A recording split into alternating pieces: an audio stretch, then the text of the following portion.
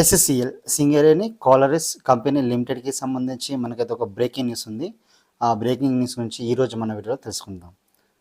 ఒకసారి మనం official website కనుక చూసుకున్నట్లయితే, సో ఇది సింగరేణికి సంబంధించినటువంటి అఫీషియల్ వెబ్సైట్. సో ఇందులో క్యారియర్ సెక్షన్లో మనం వ్యూ రిజల్ట్స్ దగ్గరికి వెళ్ళి చూసినట్లయితే ఇక్కడ మనకు ఏమైతే 01/2024కి సంబంధించినటువంటి నోటిఫికేషన్ ఉందో ఆ నోటిఫికేషన్కి సంబంధించినటువంటి ఫైనల్ మెరిట్ లిస్ట్ వచ్చేసి మనకు ఇక్కడ వెబ్సైట్ అయితే అందుబాటులో ఉంది.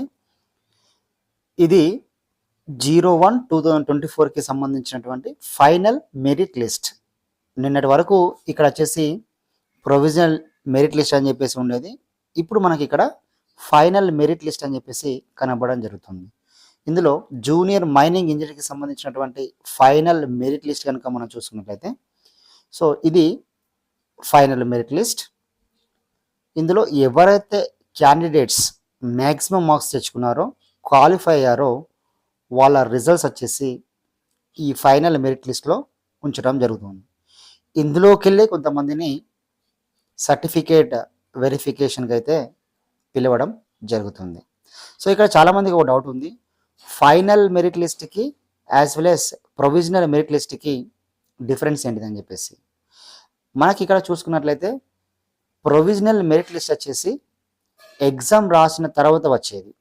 ఎగ్జామ్కి ఎంతమంది అయితే అపియర్ అయ్యారో వాళ్ళందరికీ సంబంధించినటువంటి రిజల్ట్స్ని ఇవ్వడమే ప్రొవిజనల్ మెరిట్ లిస్ట్. సో ఇందులో క్వాలిఫై అయిన మెంబర్స్ ఉంటారు, as well as not qualify అయిన మెంబర్స్ కూడా ఉంటారు. సో అలా అందరి ఎగ్జామ్కి రాసిన ప్రతి ఒక్కరి రిజల్ట్ ఇవ్వడమే ప్రొవిజనల్ మెరిట్ లిస్ట్. అదేవిధంగా ఫైనల్ మెరిట్ లిస్ట్ అంటే ఏంటంటే, ఎవరైతే ఎగ్జామ్లో క్వాలిఫై అయ్యారో వాటికి సంబంధించినటువంటి రిజల్ట్స్ని డిస్ప్లే చేయడమే ఫైనల్ మెరిట్ లిస్ట్. ఇది సెకండ్ స్టేజ్లో సింగరేణి అయితే మనకు ఇవ్వడం జరుగుతుంది.